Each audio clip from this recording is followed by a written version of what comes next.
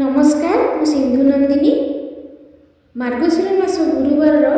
आपण समस्त को अनेक शुभेच्छा और शुभकामना। माँ महालक्ष्मी समस्त मंगल करंतु। माँ को उद्देश्य मु एक गीति कविता उपस्थापन करने को जाऊँगी। मो कलम मुनर क्षुद्र एक गीति कविता सागर दुलणी लक्ष्मी ठाकुराणी उपस्थापन करी।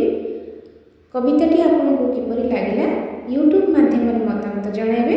चैनल को सब्सक्राइब करेंगे। शीर्षक सागर दुलणी लक्ष्मी ठाकुराणी। सागर दुलणी लक्ष्मी ठाकुराणी। सागर दुलणी लक्ष्मी ठाकुराणी नमो नमो महालक्ष्मी विष्णु पाटराणी त्रिलोकपालिनी नमो नमो नारायणी नमो पद्मालया सागर तनया जय जगत जननी तुमरी दयारे धन जन प्राप्ति मागो तुमे कमलिनी घरे घरे मागो तुमे पूजा हुओ अन्न वस्त्र तुमे दात्री सुख संपदरे भंडार भरई तुमे दारिद्र्य भंजनी जय जय मागो जगत जननी माँ सिंधुर दुलणी कोपरे तुमर दाना कना न मिले मागो विष्णु घरणी सागर दुहिता माँ पद्मालया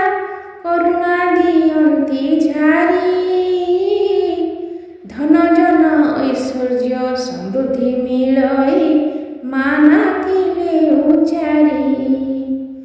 सिंधु नंदिनी मागो सागर दुलणी परम ब्रह्म स्वरूपिणी तुमरी दयारे ऐश्वर्य मिलई विष्णुमयी नारायणी मार्गशीर मास गुरुवार परा बार मध्यरे अटे सार माँ महालक्ष्मी प्रसन्न हुअंती दियंती सभिंकु वर ओडिया घरर कन्या वधू माने प्रातः स्नान सारी शुक्ल वस्त्र अंगे परिधान करी मनरे लक्ष्मी सुमरी झोटीरे सुंदर लागे घर द्वार बढ़ई घरर शोभा गृहर गृहिणी माँ भौणी देखांती निज प्रतिभा लक्ष्मी पाद चिता अतीव सुंदर सबुरी दांड दुआरे अगणा घर जे लागई सुंदर मार्गशीर गुरुवारे काय मन वाक्य भक्ति भाव चित्ते सुमरी माँ पयर दुख दारिद्र्य जे दूरीभूत हुए ध्याने मन निर्विकार पद्म आसनारे मागो पद्मलया जड़ाए कोटि प्रणति सागर दुलणी सिंधुर नंदिनी सुनबो मोर विनती धन जन जस पुणी जे आयुष मिलई माँ आशीषे भक्ति निष्ठारे जे माँ को डाकिले दया कृपा बरसे भक्ति भाव भरा ऐतिह्य आमर भक्ति भाव भरा ऐतिह्य आमर लक्ष्मी पूजा आराधना माँ महालक्ष्मी कल्याण करती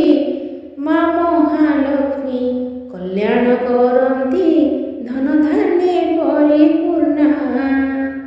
मागो कमलिनी संपत्ति दायिनी